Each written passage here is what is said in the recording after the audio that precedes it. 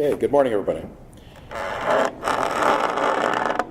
not going to be able to stand here all morning holding that. I hope you can hear me clearly. It was wonderful that Ron and Ernie were kind enough to invite me to be here today, and I thank them for the opportunity to share with you some of my thoughts. A quick show of hands. How many people were in Sendai earlier this year for the third World Conference on Disaster Risk Reduction? Okay, so not many of us. How many have read it? Have you read the document that came out? Lots of hands. That's good. And if you haven't, please read it. It's a good document. I came back from Sendai very enthused. I thought that was a very positive meeting, very encouraging meeting. And this morning is sort of an opportunity for me to share with you some of the reasons why I found it very exhilarating, and gives me lots of optimism about where things might go over the next little while, and in particular for our research community and what it is that we might do. So that's the overall theme of what I'm sharing with you. Is that was a really neat meeting, a really good document that I'm glad most of you have read, and some of the optimism that I take out of reading that. Before I jump into my remarks, I have permission from Ron and Ernie to do just a short little bit of business that I need to do. We've launched a quick response program at ICLR. And there's a little card out front if anybody wants to read a little bit more. It's on the desk out front or on our website kind of thing. I hope many of you are familiar with the Quick Response Program that's been run out of Colorado for a number of years. The sense that we had was it would be great to offer the Canadian research community the same kind of support. If there's an event that occurs and you need to get there, give us a call and we've got some money to cover your travel costs. If you need research support, again, we don't have lots of money for that, and you've got the traditional places you go for funding, and please count on that. Maybe we can help you with a letter of support or things like that, but if you just need to get there, that's something that doesn't go very well through normal processes, the paperwork and whatever, and we've tried to borrow from our American friends a process that can speed all of that up and hopefully get you on site and let you learn while there's still something there to learn. So I just want to let you know, we now have a quick response program for Canadian researchers, and read more about it, and next time something occurs, I hope you'll call and we'll be delighted to help you get on site and do some of the good work that we know you're all capable of. Okay, so business out of the way. Sendai. I found Sendai really quite upbeat and quite exciting. I do a lot of volunteer work with the United Nations, and this has been a really important year for the UN. The meeting in Sendai was the first of three really large long-term plans that were released, being a 15-year plan on disaster risk reduction. It was followed in New York recently with a sustainability plan, a 15-year plan on sustainable development. And we're all kind of watching for Paris at the end of the year on what's coming on climate change. So these are three very large agreements, all coming over a relatively short period of time. I had a chance to review and participate in several of these. The agreement out of Sendai was far superior to the others. There's actually content and some real substance in it. If you've not read the sustainability one, I wouldn't bother. There's not much, in my opinion, in there. But anyway, people bring different perspectives. And anyway, not all UN material is worth reading, and the Sendai one is outstanding and really is important, a document. And I've seen the draft of what's coming out of Paris, and it's sort of in between the other two. So we'll see how everybody reacts when the document gets finalized and the official report comes out soon. But anyway, if you were upbeat going into Paris, then you'll probably be happy, and if you're kind of discouraged, you won't be very happy.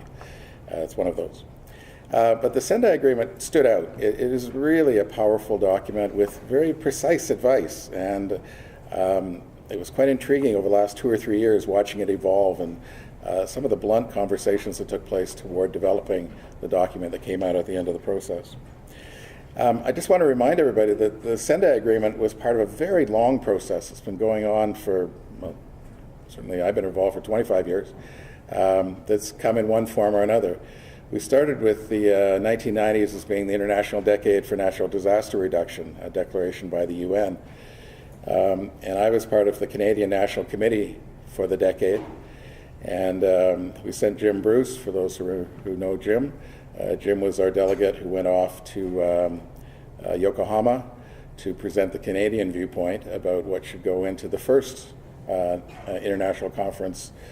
At the time, it wasn't called disaster risk reduction, and the first agreement, the Yokohama Agreement, doesn't include those words anywhere in it. So it's intriguing how the words and the language have changed over time. There was a lot of discussion about countries should be prepared and able to respond, and a very different tone in the discussion that came. But coming out of that first decade effort was the Yokohama Agreement, and it covered 94 to 2004. And it was not, I wasn't terribly excited when that one came out. It was a very different sort of time and a different sense. It was the first time we'd ever come together collectively and tried to write down what it is we wanted to do and what we were trying to achieve. As that decade came to an end, we had the terrible tsunami, Boxing Day tsunami, and the losses that occurred.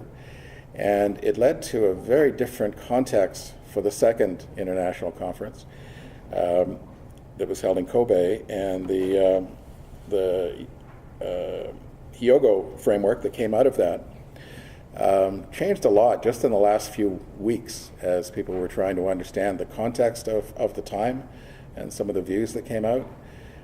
We had a little delegation that was part of the meeting that took place to come up with the Hyogo framework.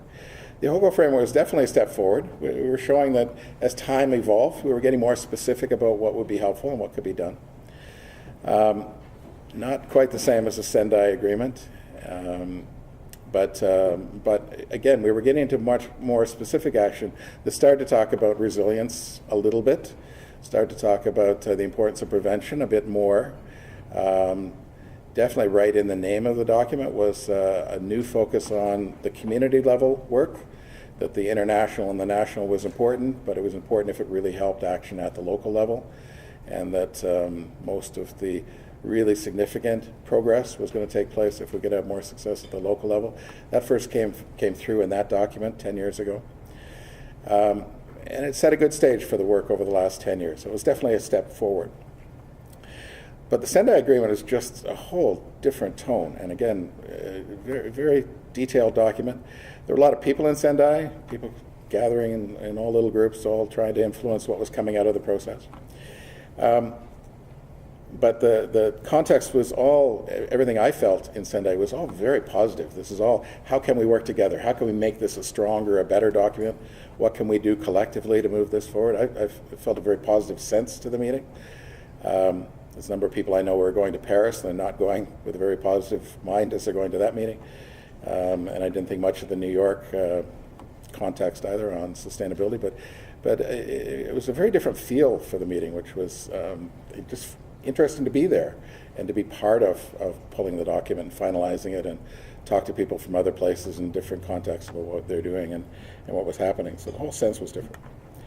Anyway, if I move away just from some of that global discussion that's been going on for an extended period of time as a context of setting up Sendai, I made a couple notes to myself about, so how'd we do during this extended period, the last 25 years, where we've been actually trying to do risk reduction? And how does that set us up for what we might expect to see coming out of Sendai over the next 15 years? One of the things that is still part of the dialogue and has been, for me, a fairly important part of the dialogue, the metrics to discuss how we're doing are still surprisingly unclear. I heard a tone from a number of the meetings where everything's going terribly. The disaster losses are horrific and getting worse at an awful pace, and everything's really bad, and wow, how can we stop this from getting worse? And when I've tried to look through the metrics, in my opinion, they're certainly not clear, they're not agreed on, and there's some mixed ones in there. There's some good things and some bad things.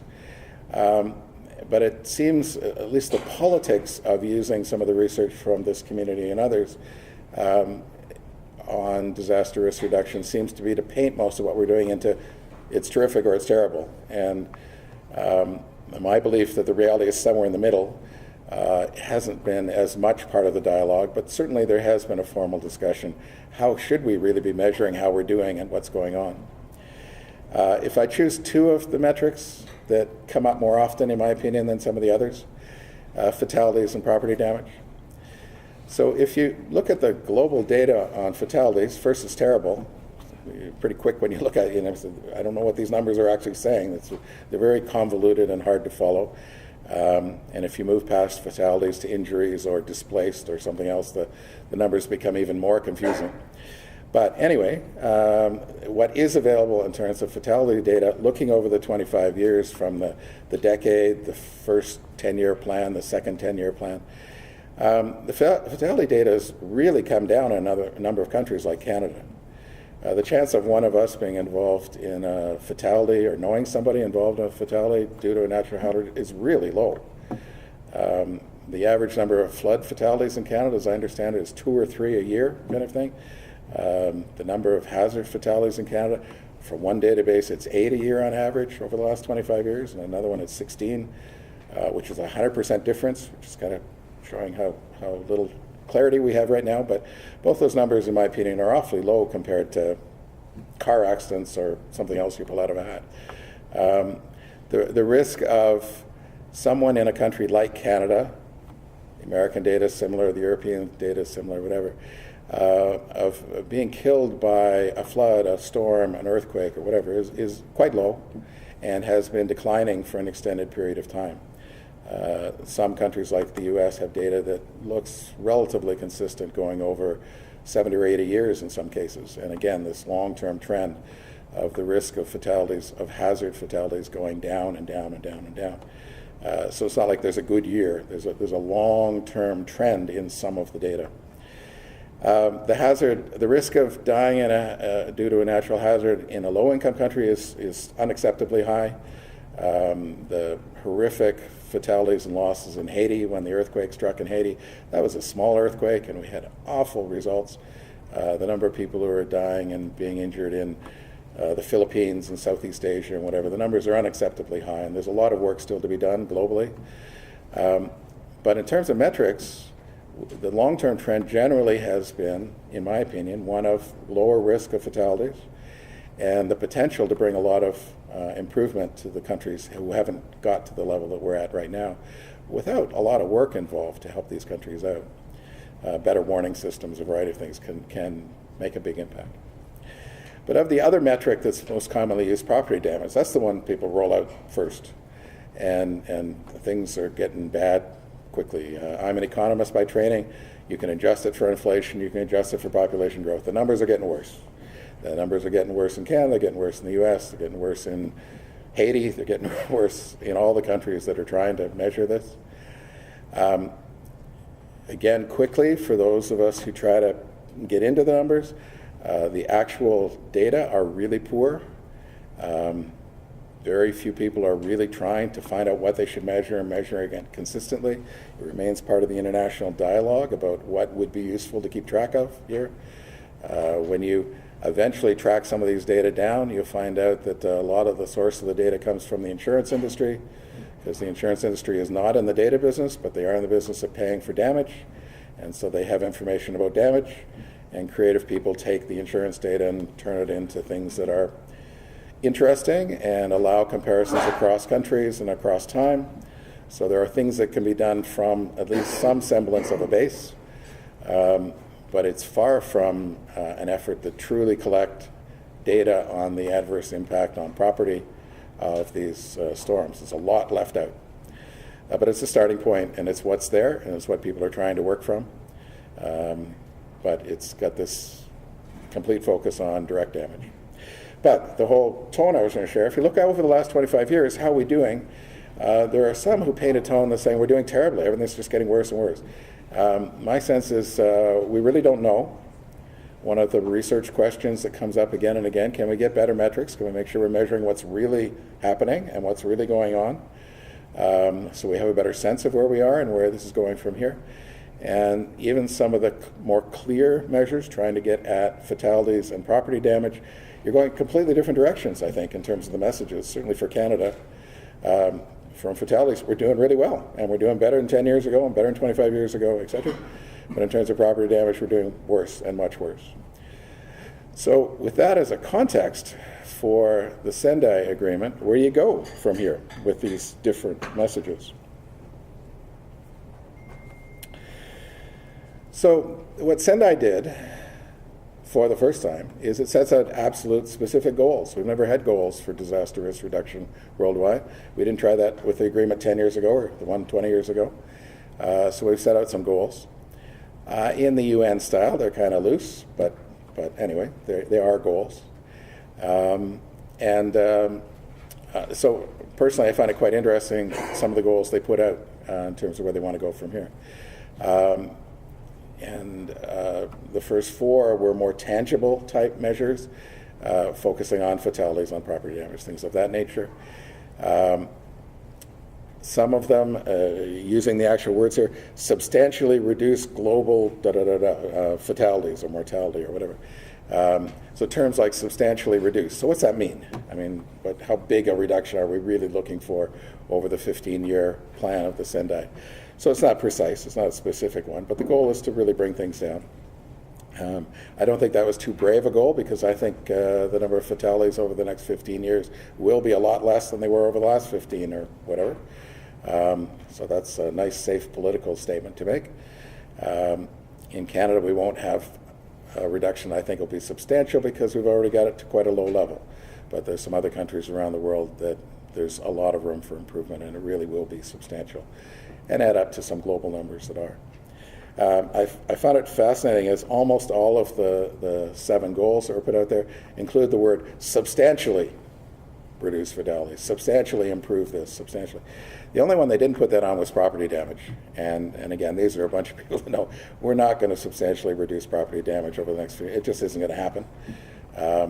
So there was this sort of optimistic goal, sort of stop the growth to not as much as the economy is growing, or, in UN words, but a sense that property damage has been growing so fast for so long.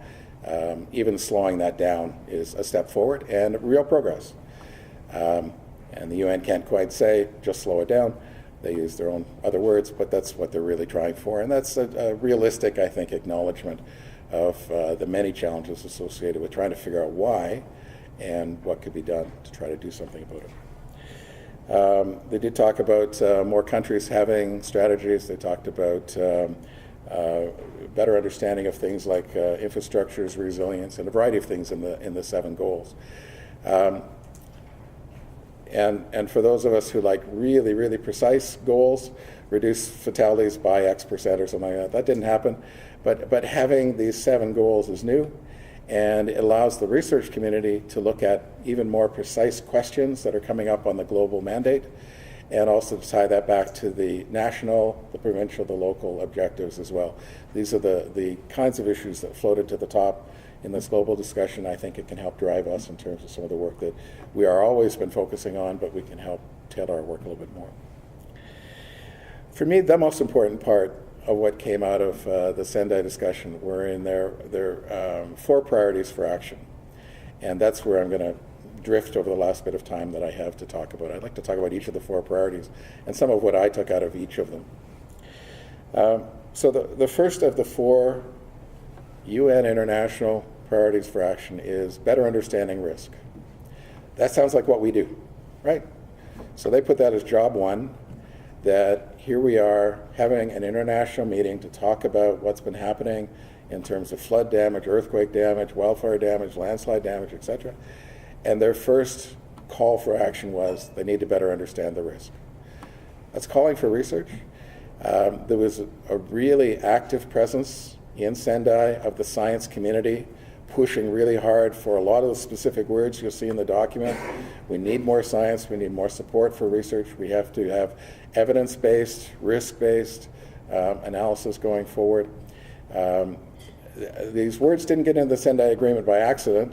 This was a deliberate effort by a number of people to talk about the importance of the work that we are doing collectively, and why this is the foundation for the kind of action that's truly going to make a positive difference going forward. Canada agreed, as 180 or so other countries agreed to this agreement. Again, that tone elevating the importance of what we're doing by having this global affirmation, what we do matters, and that it is the foundation for all the other positives we're trying to achieve. If you really want to substantially reduce fatalities and sort of slow down the rate of growth of property damage or your other goals. It starts by better understanding the risk and supporting the kind of research that's going on here. So for me, I was delighted. Job one is what we do, and it was highlighted in this global dialogue, and in very strong wording, the kind of wording that isn't in the sustainability document, and it's in the climate change document in a very different way. So I love the first one. The second one, strengthen disaster risk governance. So a challenge that some of us have been talking about for a while, if you use some of the metrics like property damage and say, gee, we've been losing ground for a while, this is really uncomfortable, and you try to put that together with, look at all the good research. Don't we understand this a lot better than we did 10 years ago or 25 years ago because of the collective work that's going on across Canada and internationally? How do you put this together? How can you better understand the risk, yet losses are going up? How could this be? And some people will throw, well, we do all this good work, but nobody implements it. I actually don't think that's true. And it's been one of the requirements of all the governments around the world from the Hyogo Agreement that for the last 10 years, each government sends in the report saying, here's all the new things we changed this year. And it's an annual declaration of all the things that are happening. And if you ever read those, which is not recommended reading, but anyway, if you were to read those, there is this very long list of countries implementing lots of things with lots of enthusiasm. And we can sit back saying, well, yeah, well, they didn't do it all or whatever, but they're doing a lot of things, and they are watching our research and our advice and trying hard to implement them. So you're still stuck with the question, we are better understanding the risk through our research. The policy people are really sincerely trying to implement what they're learning from us and others the best they can, yet losses are still going up. And how do you square that circle? One of the pieces that certainly I think was increasingly part of the Sendai discussion, and you heard Margarita Wallström speak about this if you were here 2 days ago. The tone moved a little bit away from a discussion about vulnerability. And it's not that we don't really understand vulnerability or we aren't doing the science of vulnerability. And a lot more of the international work is focusing on exposure. We're getting tens of millions of people moving to places, usually in low-income countries, but also elsewhere, where they have moved into a really high-risk situation. I was down in Miami and I saw these people with a great view of the next hurricane whenever it comes. They were on all this land that used to be a beach, and it's not anymore. And no wonder the hurricane damage is getting worse and worse and worse. Regardless whether you have more or less hurricanes, you got more people in the wrong spot. The American data on wildfires and the Southeast Asian data on people living next to the coast, and anyway, there's a lot of discussion about exposure, and that's increasingly part of the dialogue. How do you stop so many people from moving to these vulnerable areas as one of the drivers, where you can take this apparent inconsistency between many of us believe we're making real progress on the research side and that the policy people are sincerely trying to implement these ideas. They really are trying to put it in place, yet losses have been going up. And in part, it's this overwhelming development that's taking place in high-risk areas that seems to be a big driver, I think in part for the Canadian data, but definitely for a number of other countries around the world.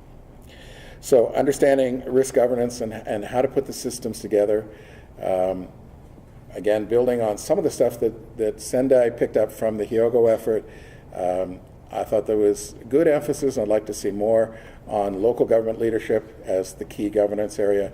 This is where the real action can take place, so how do you support that?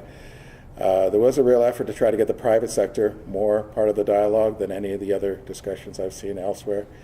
Not quite sure how to do that, and there was a lot of ambiguity about the specifics, but the broad goal was part of the governance element. The third one, investing in disaster risk reduction. So this one truly had come up 10 years before without a lot of detail. There was an attempt to be a little bit more specific. Ron opened today about the importance of thinking about the broader risk management structure where there's a response and preparedness elements, but how can we make sure that there's sufficient and appropriate attention to things like prevention and rebuilding. And the Sendai Agreement put a lot more discussion on the prevention and the rebuilding side, and made it one of the 4 action areas, saying, if we're going to do more, how do we do it? What are the specifics? And how can we get the detail about how to take more action on prevention, how to make the rebuilding process work better? And for that to have been a dominant and explicit part of what was discussed, when they came up with only 4 action items out of it, it was one of the 4 that they really highlighted.